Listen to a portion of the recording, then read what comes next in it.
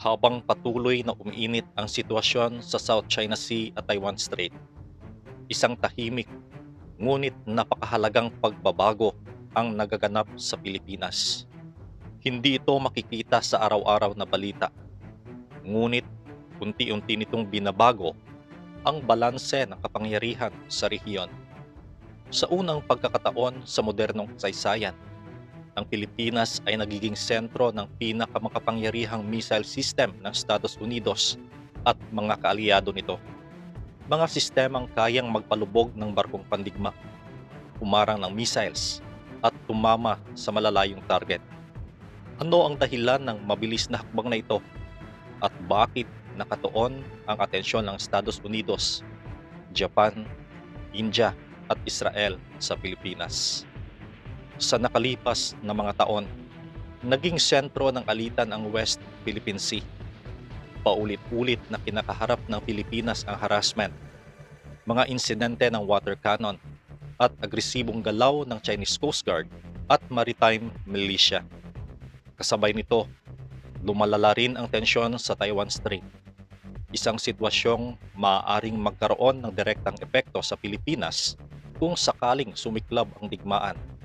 Dahil sa lokasyon nito, ang Pilipinas ay nasa gitna ng First Island Chain, isang natural na harang sa paglawak ng pwersang pandagat ng China patungong Pacific Ocean. Bilang tugon, pinabilis ng Armed Forces of the Philippines ang modernization program nito mula sa isang hukbong nakatuon noon sa internal security. Unti-unti itong nagiging territorial defense-oriented force. Sa tulong ng Estados Unidos at iba pang kaalyado, nakakakuha ang Pilipinas ng mga sistemang matagal nang wala sa arsenal nito. Ang anti-ship missiles, ground-based air defense, at long-range strike capabilities. Ito ay hindi lamang simpleng pagbili ng armas. Ito ay pagbabago ng estratehiya. Isa sa pinakamapanganib na sistemang dumating sa bansa ay ang Navy Marine Expeditionary Ship Interdiction System o NIMISES. Ito ay isang ground-based missile launcher na may kakayahang targetin at palubugin ang mga barkong pandigma ng kalaban. Ang Nemesis ay kasalukuyang nakadeploy sa Batanes, ang pinakahilagang lalawigan ng Pilipinas, isang critical choke point sa pagitan ng Taiwan at Luzon. Ang simpleng presensya nito ay nagsisilbing deterrent laban sa sinumang magtatangkang magsagawa ng agresibong hakbang sa rehiyon.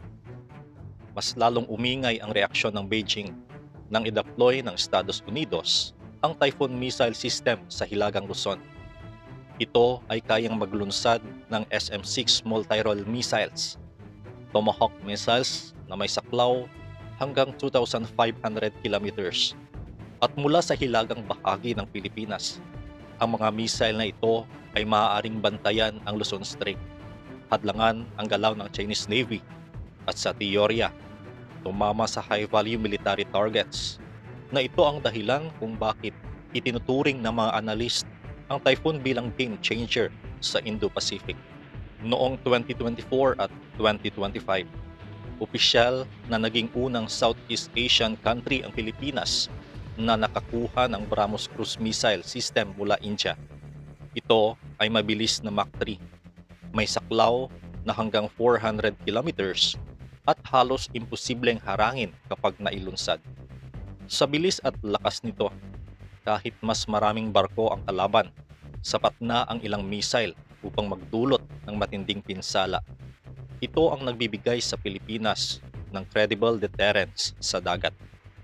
Hindi lamang sa dagat naghahanda ang bansa, pinatatag din ang depensa sa himpapawid gamit ang Spider missile system ng Israel. Dinisenyo ito upang protektahan labang sa aircraft, helicopters, drones at cruise missiles. Ito ay mahalaga sa pagprotekta ng air bases, seaports at energy infrastructure. Sa modernong digmaan, ang may kontrol sa himpapawid ay may malaking bentahe. Tahimik ngunit makabuluhan ang galaw ng Japan. Pinag-aaralan nito ang posibleng pag-export ng Type 03 Chusam missile system sa Pilipinas. Kung matutuloy, ito ay magdadagdag ng medium-range air defense. magpapalalim sa security ties ng Japan at Pilipinas at posibleng magdulot ng panibagong tensyon sa China. Ito rin ang senyales ng pagbabago ng defense policy ng Japan. Pinagsama-sama ang Nemesis, Typhoon, BrahMos at Spider systems ay bahagi ng tinatawag na layered deterrence. Hindi ito paghahanda sa digmaan, kundi pag-iwas dito sa pamamagitan ng malinaw na mensahe. Ang agresyon ay may kapalit. Sa isang rehiyong puno ng tensyon at hindi tiyak na hinaharap, ang Pilipinas ay unti-unting nagiging mas handa, mas matatag at mas may boses. Ang tanong ngayon, magdadala ba ito ng kapayapaan o simula ng mas malalim na tunggalian? Kung nagustuhan mo ang ganitong klaseng analysis, mangyaring mag-like, mag-subscribe at i-share ang video na ito.